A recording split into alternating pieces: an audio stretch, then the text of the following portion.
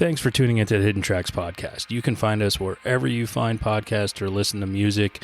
When you have an opportunity, please give us a 5-star review, write a little note, tell us how we're doing. We really appreciate it. It helps us keep this thing going. If you want to reach out to us, you can find us at Facebook at Hidden Tracks. Instagram is at HiddenTracks99, and if you'd like to send in submissions or talk to us or give us any feedback about what we're doing, our email is myhiddentracks99@gmail.com. Thank you so much again for tuning in, and I hope you enjoy the show.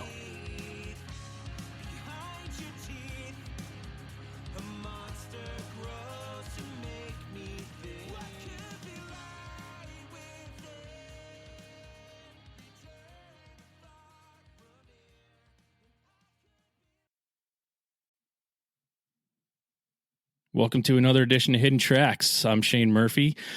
Today I'm here with Arild Eriksen from Norway of the band Neighboring Sounds, formerly of Crash and The First Cut. Been listening to a lot of his stuff lately. Pretty awesome. I had sent him an email saying, I'm so upset that I didn't know about it sooner, but now that it's in my life, I'm happy that it's here. So I'd like to welcome Mr. Eriksen to the podcast. How you doing today, man? Thank you. I'm doing fine. It's a very nice spring day today in Oslo. Awesome. So Neighboring Sounds is your new project. You were formerly known as Crash and The First Cut. Been around since the early 2000s, my era of finding awesome emo music, and you're kind of bringing it back around again. What brought you back to popping back in the music and forming Neighboring Sounds? I think when we stopped playing with The First Cut, we were all finished school, universities, and we started working, and we sort of moved to each part of the country. And after a while, we just sort of got enough time on our hands and sort of self-confidence in the other things we were doing that we wanted to start meeting again and making music and also a kind of need to just meet friends and do the things we love together.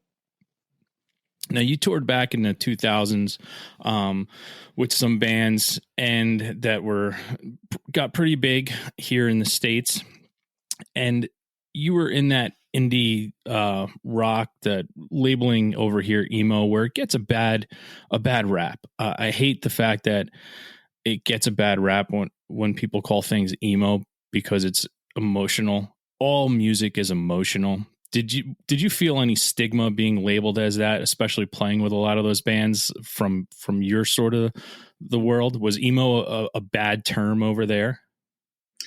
I think it became a kind of a bad term a bit later on. When we started, we were mostly inspired by bands like the revolutionary summer bands like Embrace and Rites of Spring, and then later on perhaps like bands like the Get Up Kids, and also in Scandinavia in the 90s there were really great bands like Fireside and Star Market, and I think the whole scene were so based on on the former hardcore scene, and it was based on the politics and this kind of view on society that we more connect to the hardcore scene, that we didn't really think of the emo scene as something bad and kind of commercial and style based. We thought of it more as a kind of natural progression of hardcore punk music.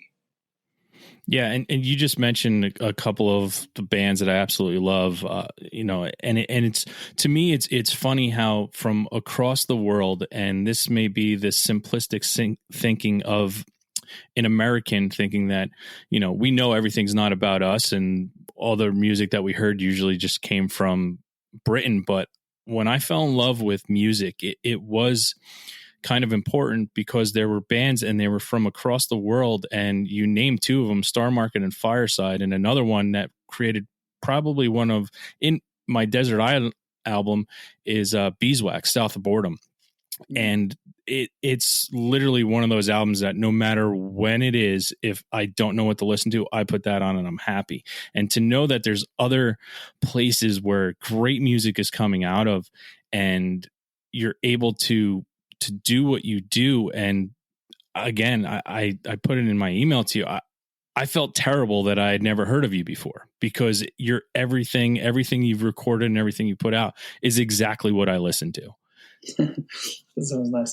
And it's funny that you mentioned Beeswax as well, because we recorded both our singles with Kenneth, the frontman, Kenneth Ishak. And I also recorded with him earlier because I had a band called Bouvet with the guys from Death Is Not Glamorous. And we spent really a lot of time in the studio with Kenneth Ishak from Beeswax, and he also sort of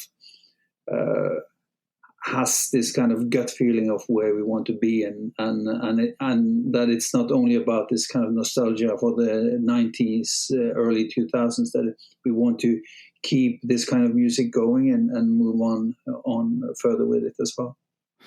Yeah, and I don't think when it comes to music, I don't think a sound really ever dies. I mean, everything comes back, or it just goes away for a little bit, but people are still creating that type of music. We're here right now. They're saying we're in our third wave of emo music, where it's not a wave, it's just continuing from where it started from. And especially like someone like you who's been in it for a while, you just mature, and your sound changes to a maturity level of the music you always created prior, which is pretty fascinating. And it's awesome to watch, because I'm growing up with it as well. I'm, in the same age bracket as you. So it's maturing to my ears because it's what I want to hear, because I'm older, but it's staying true to the sound that you originally created when you came into music. And also like recently, like the last 10 years, I think this kind of indie rock music has been evolving into something, to me, a bit more like complicated and smart and tongue-in-cheek or whatever. And when we started doing Neighboring Sounds some years ago, then we just figured out that we wanted this kind of rock music that was based in the 90s kind of style of hardcore, like music with roots in hardcore, and that there really wasn't so much out there that was actually doing this rock based music. Everything was smart and jazzy, and we found that we just missed it. And of course we've matured, like you said, like for many years, and perhaps we also started to listen to a lot of other kinds of music as well, but still we just started knowing that we wanted to find back this kind of way of making music. When you got into music and when music changed for you, do you remember there's usually a specific point in your life when music changes, when it's no longer cartoons or movie soundtracks, when music changed for you and you heard a band or an artist, as a small child, that made you fall in love with music? Do you remember when or what that was, or how your love of music began? I think I'm pretty sure that how I kind of fell in love with music was very kind of borrowing hard rock records from friends' elderly brothers, like Deep Purple and Led Zeppelin and this kind of thing. But I have a really good memory of putting on Liberty and Justice for All with Metallica, and really was kind of blown away of this kind of the sound, this kind of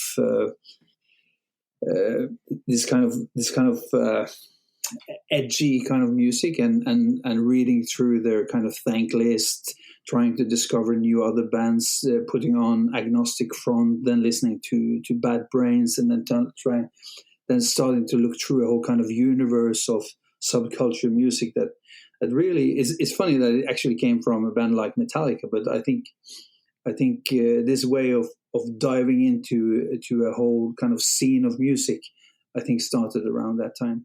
Before that, I loved hard music like Iron Maiden, Deep Purple, all these kind of bands.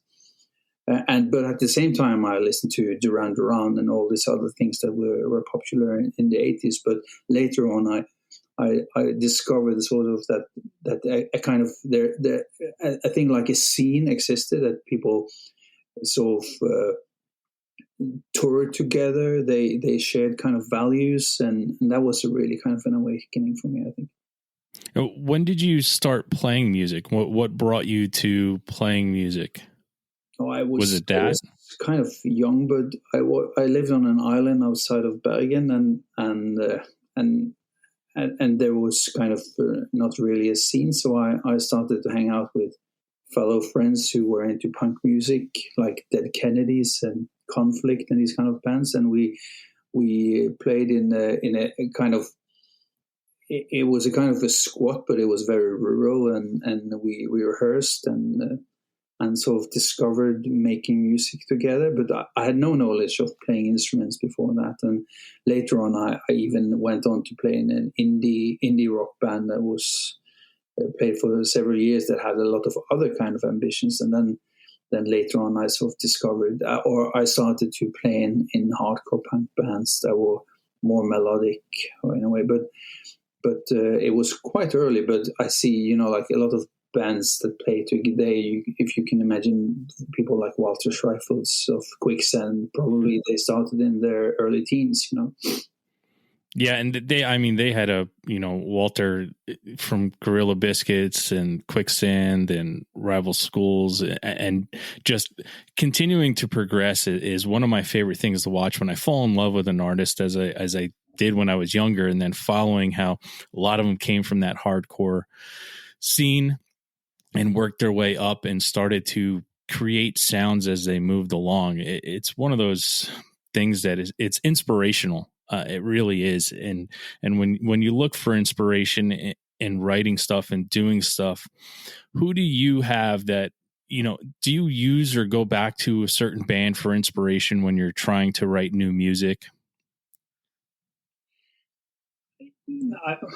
I think usually now these days, when we write new music, we meet in Thomas, the drummer's basement, and perhaps we have a beer, and then we start talking about music, making music together. We're not so much, at least as not as much as we used to do, sort of listening to music and sort of trying to recreate something, some kind of bands that we admire or want to be like. I think it's much more based on our history together now than it was earlier before. But for me now, it's also when we stopped making music with the First Cut, I started to work as an architect. Later on, I started an architecture office. We are doing a lot of project which is kind of punk in its essence. It's very bottom up. It's creating housing projects together with former squatters, and it's very kind of community based work. And I think these kind of different things we're doing is sort of feeding into this general atmosphere of what we want to make and how we are making it. So I think this is something that has sort of helped the maturity of the band. We are now very kind of confident of what we are doing and what we are. We're not so occupied or like so focused on sounding like someone else. But still, if you listen to the music, there, of course, there are kind of hints to what we want to do now as well. So, yeah, I love how you keeping the kind of the punk rock schism in your everyday life and work. It's pretty awesome. But I also think that you see a lot of musicians from that we loved, like in the 19th and early 2000s, that still is sort of either they're still playing in bands, or they are kind of working community-based work, or they are sort of. I think it's kind of it's very inspiring. I think the bass player of Texas is the reason. Is making a restaurant based on foraged food from the forest, and all this. I think there is to a lot of people who is sort of has been a kind of a part of this scene, and this scene is very kind of do it yourself, bottom up based, and I think there is a lot of aspect of this you can base your careers or your ordinary working life on as well, which has been really a revelation to me as well.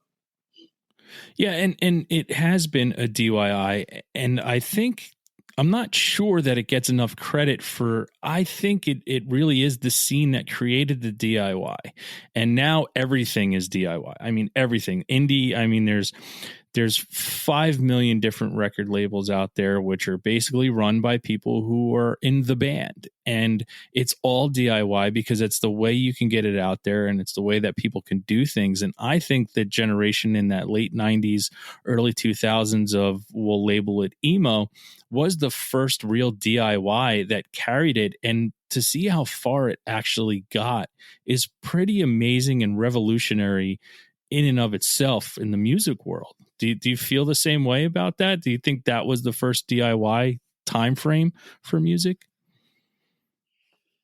Yeah, I think so, but and also what is more important is that they have that I think a lot of these kind of people from this scene has also managed to keep it that way as well.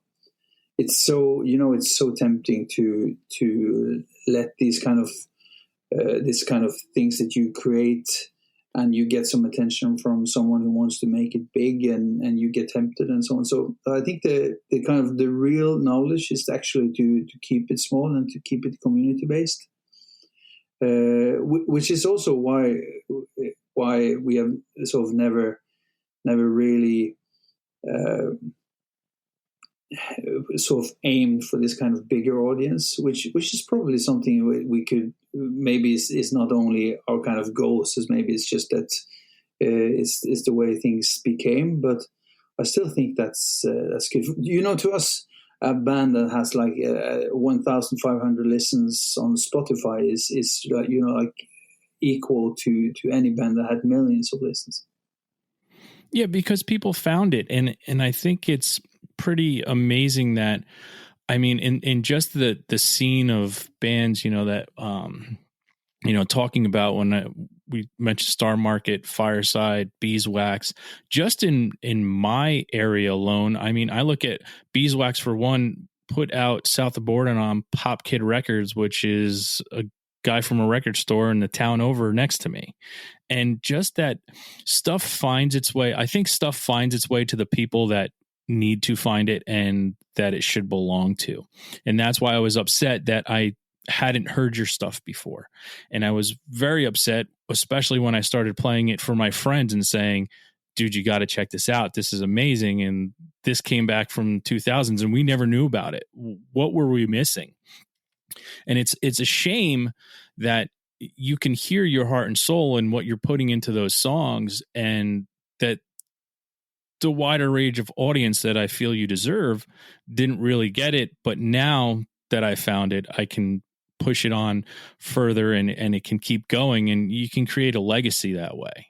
Did you feel when you were starting out and doing this with other bands? I mean, you've toured with other bands, and did you feel that you were trying to build for something later on, or was it at the time like, this is amazing, we're creating music, we're going on tour with some bands that we know and like? And what was that like for you, going on tour with some bands that you admired?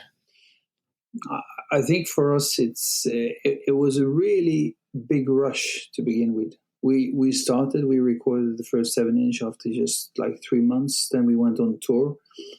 The first time in Scandinavia with some local bands, and we signed on this Umeå based label called Premonition Records, who has released records by like Kevlar and International Noise Conspiracy and some other bands as well.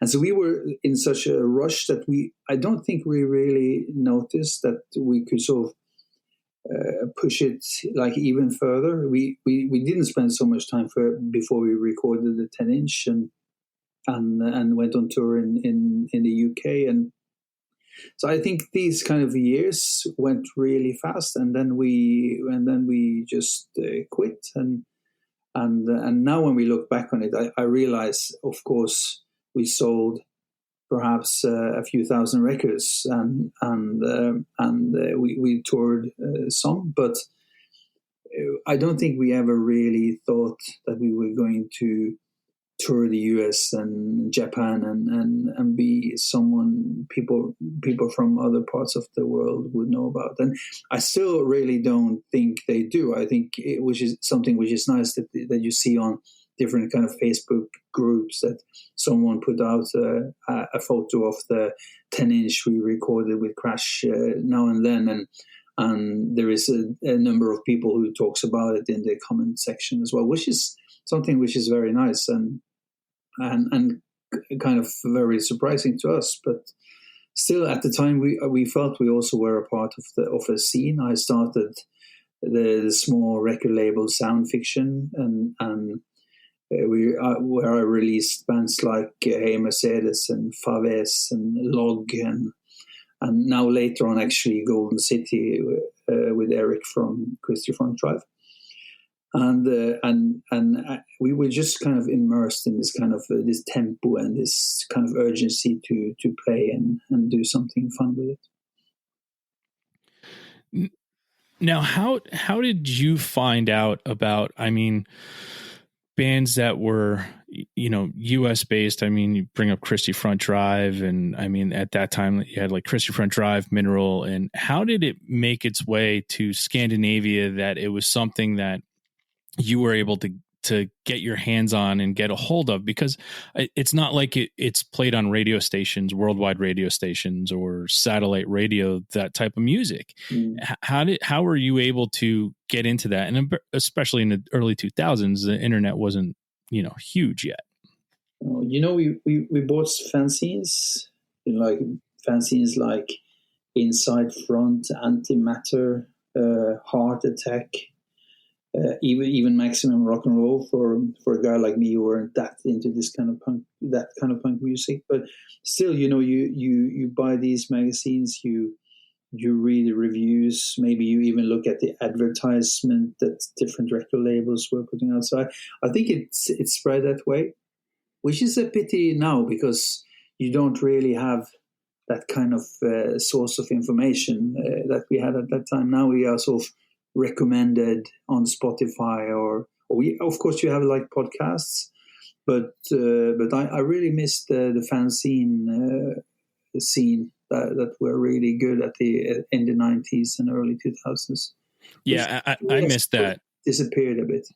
Yeah, I missed that a lot. I mean, there's being able to read, especially nowadays when it's not something that's online, like a Pitchfork review where, you know, somebody's sitting in an ivory tower writing a review on someone else's heart and soul. Those fanzines were written by the fans. So when you got a review of an album, you knew it was somebody who really, really knew what it was you were looking for. And that is, it's missed today. And instead of the, if you like this, you'll like this, or you might also like on these things that you listen to, it's funny that half the time I get, you might also like this from Spotify or whatever. And I listen to it for, you know, 5 minutes. I'm like, you don't know what the fuck I like, Mr. Spotify algorithm. I like so much different shit. So, but I think people like Andrew, who do a version online, is doing a lot of nice things, and he's kind of very open to music from other parts of the world as well. And also, you know, like you have this really nice resource in the UK called Collective Sign, run by a guy called Andy Malcolm, which is also this kind of thing. Then I sort of are sites that I sort of revisit now and then and look to try to discover different stuff, like and who actually has a really good knowledge of music and has a long history. So I think this kind of scene exists, like this kind of resources exists online, but still I miss this kind of the paper and so forth. I really miss actually doing fanzines myself. I did a fanzine with a friend called Basement, where we actually did just 2 scenes in 97. And I did a really, really catastrophal interview with Sergi from Samayam, which I discovered at the end of the interview that their tape recorder wasn't on. And he actually agreed to do the interview all over again. Which sort of just affected the fact that I didn't actually manage to get the interview with Shades apart that I was actually going to do as well. But still, we got in touch later on, and then I released Solea, the band he had with Garrett Clan of Texas is the Reason and other people. So I think this kind of the way to reach out and to talk to people and meet them, and I think that's something that I kind of miss today. But of course, I don't have that much knowledge of the younger part of this kind of indie punk scene. So of course, I'm sure that people are actually doing it today as well. Yeah, I mean, people are trying to do it, but it's usually done through a blog now. There's not so much that when you could go into a record store, since record stores are unfortunately dying out, where that zine would be placed, and you walk in there and you pick it up, and that's how you learn about something, what you're looking for now.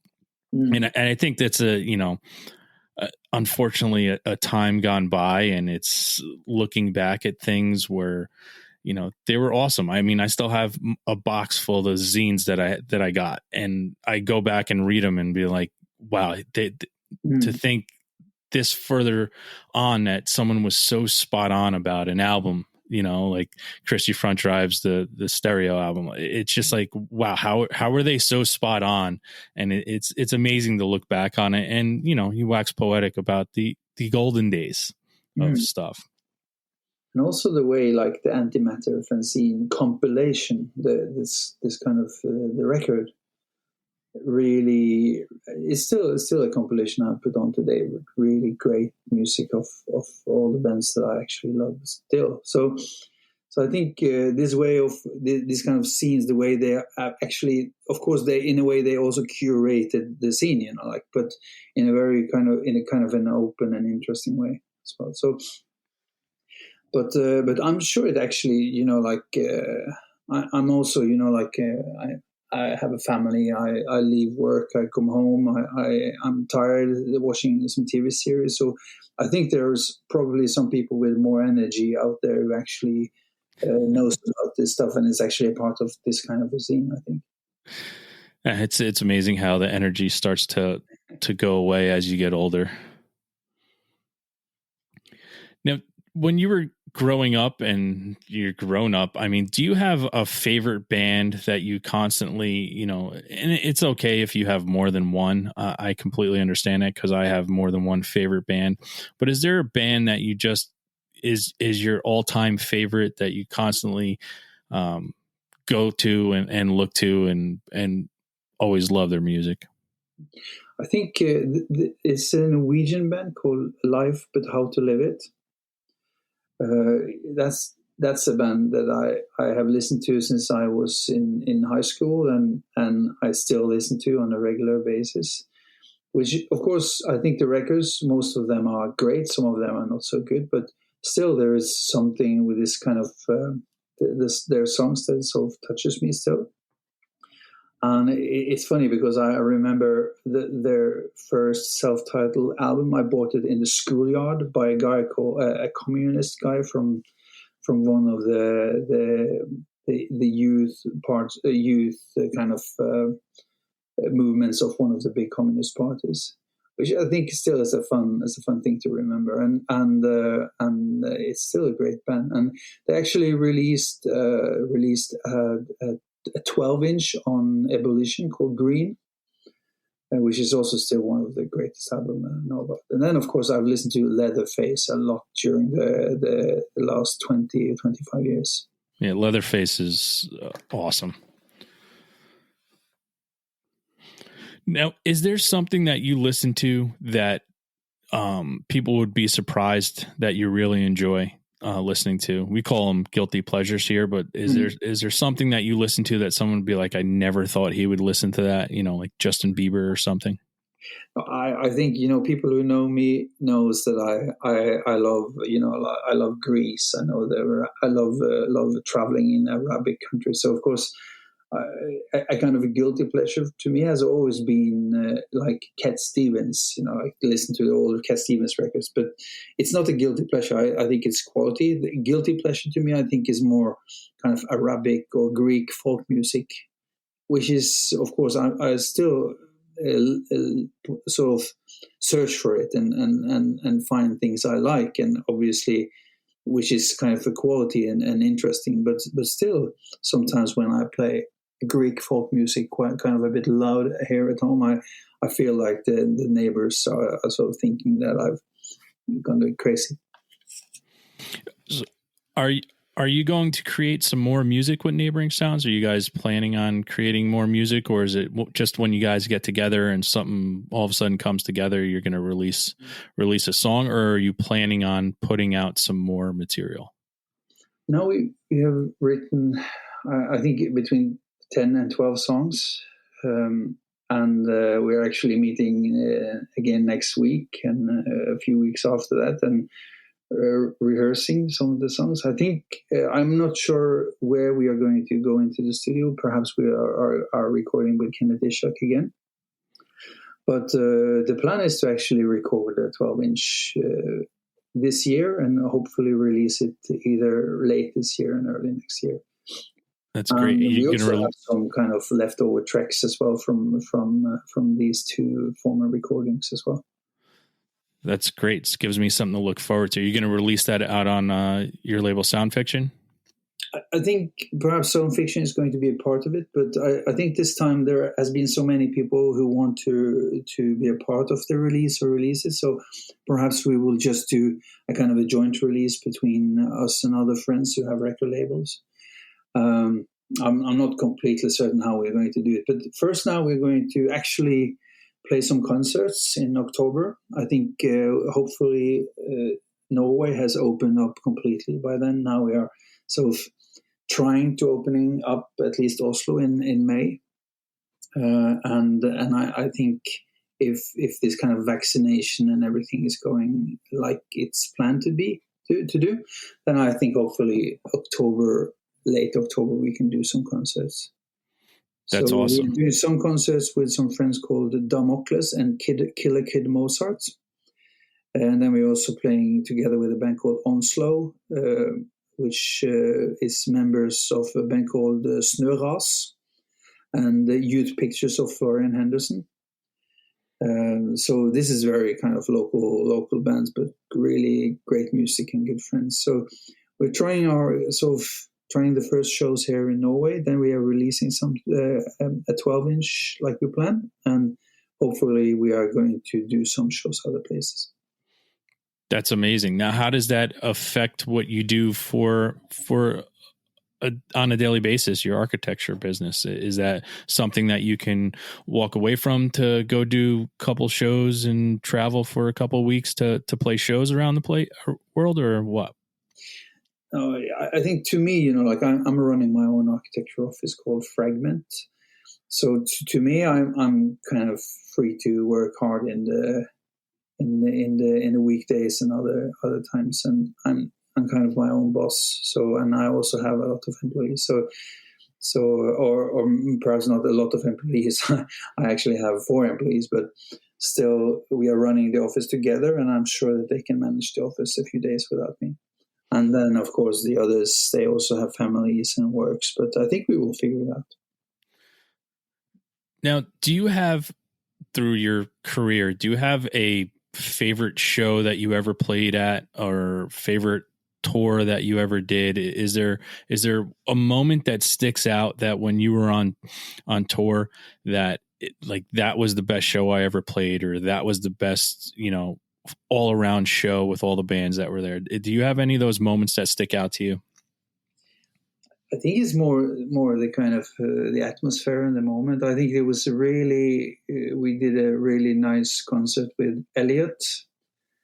My possible favorite band of all time.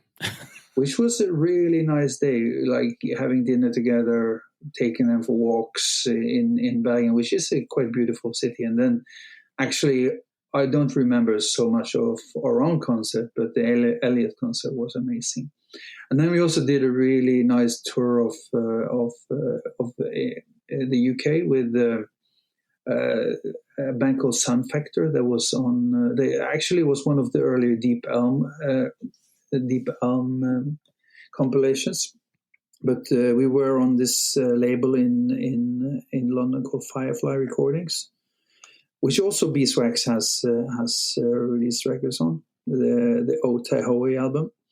And that was such a nice, playing small and also bigger English cities, driving on these kind of really through these kind of small British villages. And I think it was actually a tour where we played in a lot of really strange small places, as well as London and Nottingham and bigger cities as well.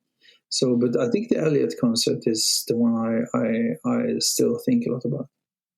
Yeah, that's a band that I'm so upset that went away. They're someone had asked me at one point, they said, if you could ever be in a band that you know of, what band would it be? And someone, I think, was expecting me to say, like, the Rolling Stones or Led Zeppelin, and I go, Elliot. And somebody's like, wait, who? I'm like, Elliot. Like, I've never heard of them. Why would you want to be in that band? I go, because I've listened to all their albums. I've seen them perform live countless times, and they are, to me, that was my favorite band to watch live and put on their records and just be like, this is some of the most amazing shit I've ever felt in my life. And people just looked at me weird, like, that's weird, you would choose that band. I'm like, it's not weird, it's what I love. Yeah, and that's the kind of that's how life is when you are listening to indie rock music. I think it's not only hardcore music. You can listen to small British bands. No one will ever know about it, and I think, to me, it has always been really nice. And I've never been so much of a kind of a hi-fi enthusiast either. So I loved playing demo tapes. Before I started to listen to this kind of indie rock emo music, then I listened a lot to trash and death metal. I'm from Bergen. That's the kind of hometown of all black metal. So I was naturally into this kind of trash metal. And then at that time we sent money to a Greek band, and we got a demo tape in the post. And so that's actually how I started to discover music. So music, sound quality, and how many people who actually listen to the band has never really mattered much. Yeah, and it's amazing that, I mean, I'm still so tied into all the indie and underground. I don't know if it's because I enjoy the search. I enjoy finding stuff that maybe other people don't know about, and I can introduce people to new things instead of being force-fed whatever's on, satellite radio or on normal radio stations. I still enjoy that rush of finding something that someone else may not have heard of.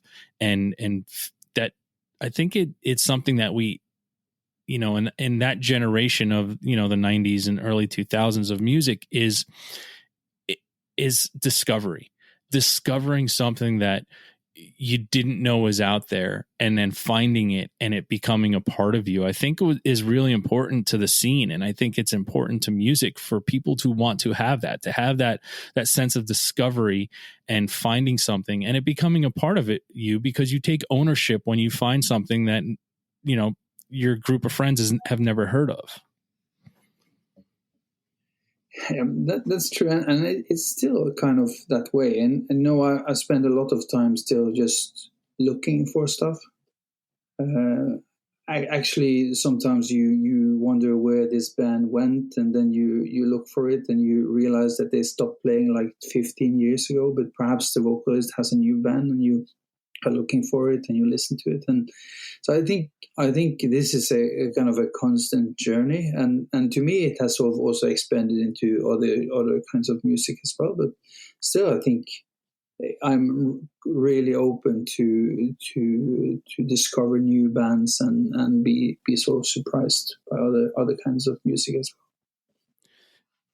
well. Now, in your career, do you have a song that you would say you've recorded that best describes who you are and the sound you've tried to create? Like, is there a song that you can pick? If you have more than one, that's fine. But a song that you would say, this best describes what I wanted to accomplish while recording and playing? I don't think we've made that song yet. I think at the time, I think we are a lot closer to it than we ever was. I think Spolia is this kind of mix of melody and rhythm that we wanted to create. But I think a lot of there is, of course, tracks on different albums that is that we are more happy with than other bands, than other songs. I mean, but I still think Spoiler is one of the best songs we did. Okay, I'm sorry. We usually call that segment "Pick Your Favorite Child," and I know it's really hard to pick pick something that you've created and call it out. So I apologize for putting you on the spot for that. I still also think that we had a track on the 10-inch with Crash was called "Like Dancing Goodbye," which is also a song that I now and then just put on again, and I really feel that there was something kind of original and strange and beautiful about it. But of course, now, like the more I think about it, the more songs I'm going to mention. Yeah, I think that's okay. That's totally fine. That's what I want you to do. I want people to be able to listen to this and then go pick that song and then force them to listen to everything else. If you're saying that that's your favorite song that you put out on that, I mean, I think that helps people lead to discovery, and we're trying to lead them a little bit to discovering something while not forcing that upon them. Yeah. And then, of course, now you say you have listened to it. It's, some of the records is kind of a long time since I've actually listened to it as well. And but I also think for when we changed the name from Crash to the First Cut, which was not a really smart thing to do, and actually the output from the First Cut is kind of a bit different and it's a bit more mature, and it's not necessarily the songs we like the most, but you have songs there which there is a song called Things Fall Apart, which I think also really describes, I think it's very, very accomplished in terms of what we wanted to do with that record. And then of course there are other songs on that record which perhaps I am not that happy with, but still there is songs there that I now and then sort of put on and really enjoy myself. But I think if I was going to mention one song, I think Spolia is a really I think it's how I want to make music in 2021. What you brought it up? What brought upon that changing of the name from Crash to the First Cut? It was the kind of silly things that happens. Like we had a band name which was not necessarily that original to begin with. And I don't even remember why we called the band Crash. Maybe it was a sound word or whatever. But then there was a Finnish band that actually enjoyed quite a lot of success at the time, the Crash. And at that point, their kind of Norwegian label called me.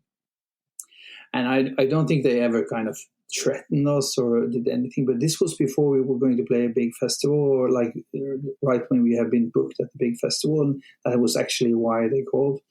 And we had a new bass player, and we figured out that, of course, so perhaps we should just change names. So the new bass player got kind of ownership to the band, or I don't really remember what we were thinking, but it was, to me, it was a kind of a misjudgment. And then we sort of thought about a lot of different things, and actually it was me who proposed this kind of the First Cut, which is not even either is not a really good band name, and it was inspired, of course, by this Cat Stevens song. But I still wish I had chosen a Cat Stevens song, which is less kind of reminds you of young depressed kids, like that. So this is kind of things that we sort of regret a bit, and then after, like when we started now after almost 15 years, I think we just wanted to start a new band. And was that when you when you were coming up with Neighboring Sounds, was it because you just felt different about what you were going to create, and that's why you went with Neighboring Sounds? I just think the name is a kind of a result of the band title is from a Brazilian movie called Neighboring Sounds, which is really a great movie. And we had a long list of names, and when I look at those names now, I think a lot of them are quite good. And I sort of regret that we didn't come up with those names actually when we made band names in the 2000s. But it was not so much, not that many kind of thoughts about the sound and what we wanted to create. We wanted a nice band name which gave some associations and that we could sort of believe in.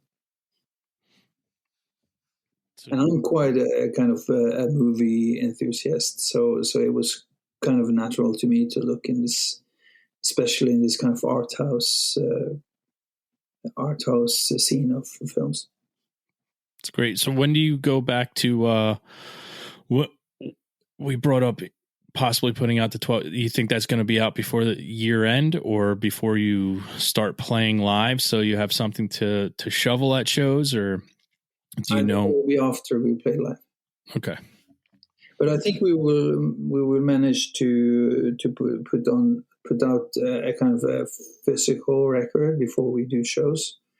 The problem is now that everyone wants to release vinyl records, and the vinyl pressing plants really don't have that much capacity. And now I think this kind of they use like 3 or 4 months to actually press a record. So that's also a bit kind of, it's not kind of complicated, but it sort of demands a bit of planning. Yeah, it's amazing to see how far we've come, especially with vinyl. I mean, I remember back in the 90s, the easiest way to get one of your favorite bands was to get a 7-inch, and it was the least expensive thing you could buy because CDs at the time were a crazy amount of money, and it was a crazy amount to press them. And now it's flip-flopped back to where vinyl's the more expensive, and people rarely putting out CDs. And when you see a CD, it's a lot less expensive. So people go towards that. But it's funny to see how things are flip-flopping back and forth, and especially for a band who needs to create something and have something physical to sell, because that's where your money comes from, basically, is your merchandising. So and to me it's also, like it's a bit, I'm still buying records because I just want to know. Sometimes you just forget about bands.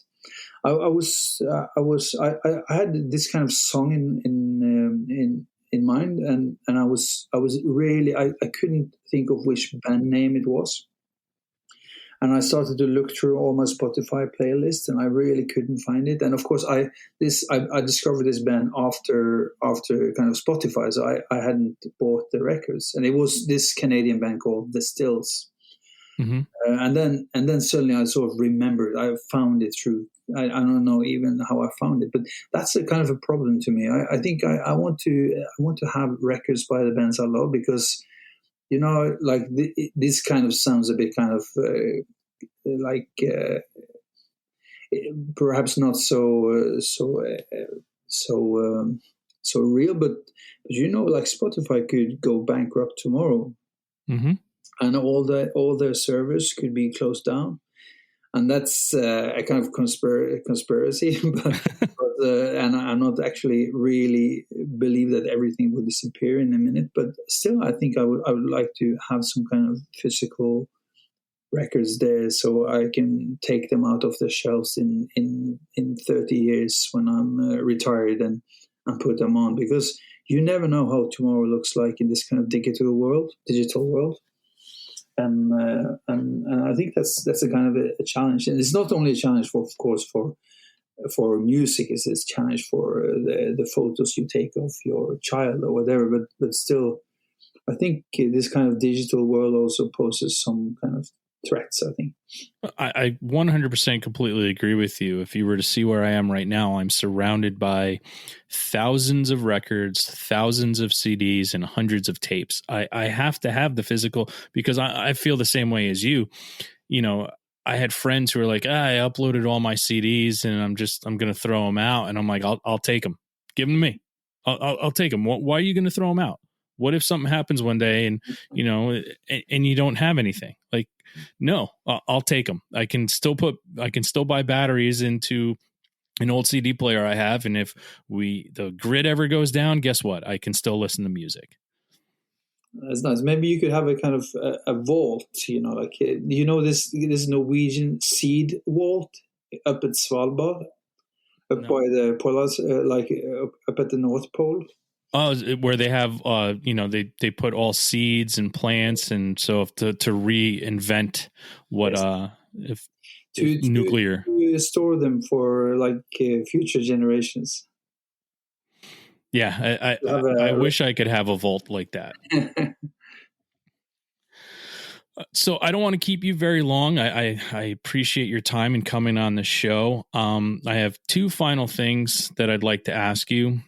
One final question. This is very self-reflective, and I apologize prior to asking it, but if you were to no longer be here, what would you like to most be remembered for as an artist?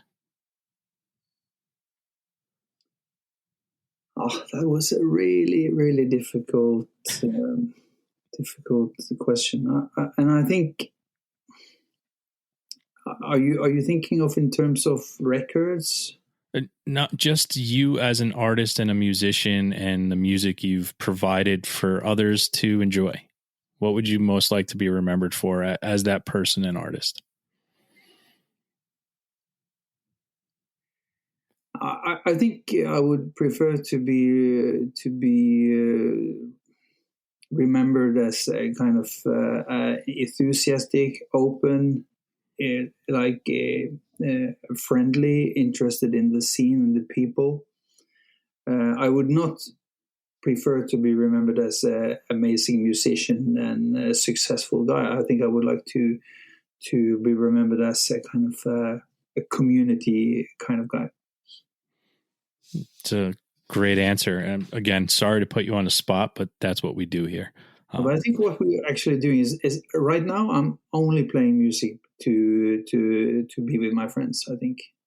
So of course it's fun to make music, and it has its moments, of both the kind of doubts and excitement, but still I'm doing it basically because I want to meet my friends. Yeah, and I mean you said it throughout this entire show is that sense of community, and that's what you've wanted to create and cultivate and keep going, and that's amazing.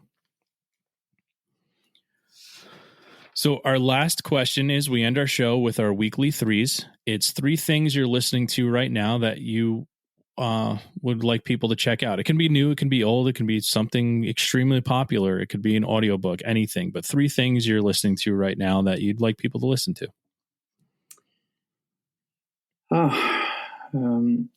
Right now I'm actually listening to the new single of Quicksand, Inversion. I haven't really 100% decided if I think it's amazing or if I think it's just great, but I still have listened to it over and over again. And apart from that, I'm still listening to the new Hum album, which I really love. It's fantastic. And then I've actually just recently started listening again to the Autumn of the Seraph album of Pinback. I think that's the kind of 3 records that have been on repeat. I put on an old album of the band Outspoken, which has also been listening to over and over again the last weeks. But I think that was 4, But I'll allow it. Yes. I think I'm still sort of listening to a lot of old music, but I try to find new music as well. And even if Hum is an old band, I think it was quite new to me. it was nice sort of finding stuff that you thought that perhaps you shouldn't have known about before. It's the same with the band Nothing, which is a really nice kind of shoegaze emo band in a kind of way, and I still think it was surprising new kind of acquaintance to get to know it. Yeah, I've everything you've mentioned. I've seen Nothing. I've seen Hum. I've seen all these bands live, and the Hum thing was awesome because it came out of nowhere. No one knew they were doing anything, and all of a sudden they just released an album. There was no hype. There was, hey, we're releasing an album next week. It was, here's a Hum album. And the sound of that album is quite kind of it's very, I don't really know the English word for it, but it's a kind of a very kind of strict sound. This kind of this distorted guitars, this very dry distorted guitars. I think there's something about the sound of that album that it's a bit kind of, it reminds me of many years ago, but still has a kind of an urgency to this kind of tightness of the sound, which I really find amazing. So my 3 for this week are Moonlit Sailor, post-rock, ambient, Swedish band. You had mentioned it earlier about forgetting about stuff, and it was a band that I forgot about and popped up, and I just kept listening to it. Totally great. Next band is Super Heaven. They're throwback to 90s, late 90s grunge, alternative rock. They're from Pennsylvania, and it's crazy that you put it on and all of a sudden you feel like you're back in 1994. Super good. And my last band is Vestkust, WEST space KUST, very shoegazy indie rock band from Sweden. Really good. Highly recommend all 3 and everything Mr. Eriksen said as well. That is my 3 for that week. That is our weekly 3s. And right now, Arild, I would like to give you the opportunity to tell everybody how to find it is, what you've done, what you're doing, and how to listen to your music, how to find it, how to find you on all these social media platforms that are out there today.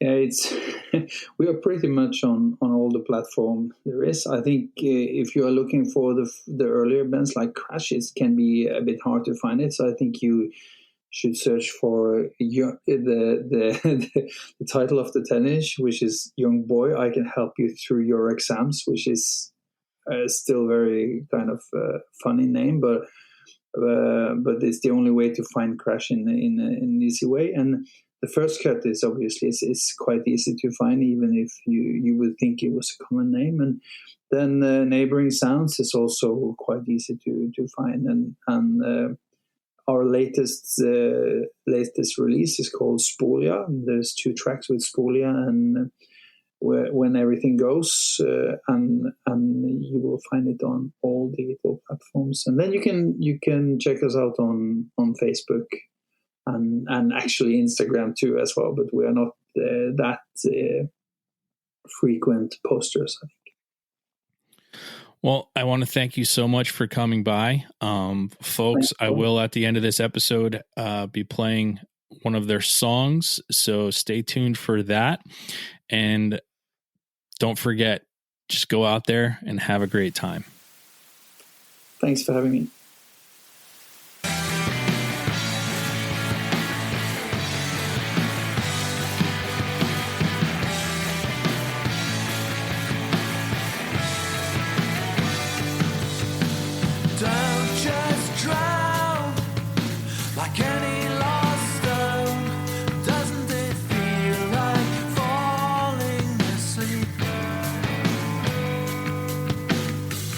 When you want to figure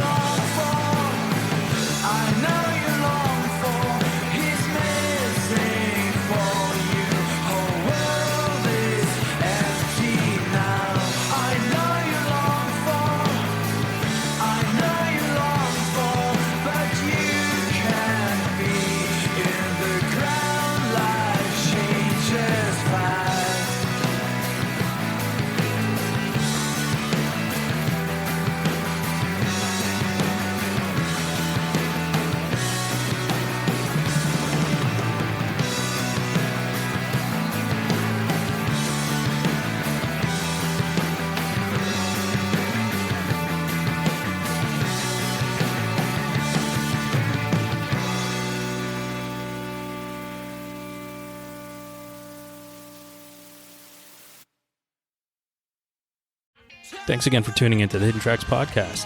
We hope you enjoyed this week's show. Don't forget to follow us on Instagram at HiddenTracks99. Also, send all your submissions myhiddentracks99@gmail.com. Tune in next week. You may find your new favorite band, and don't forget to go out and have a great fucking time.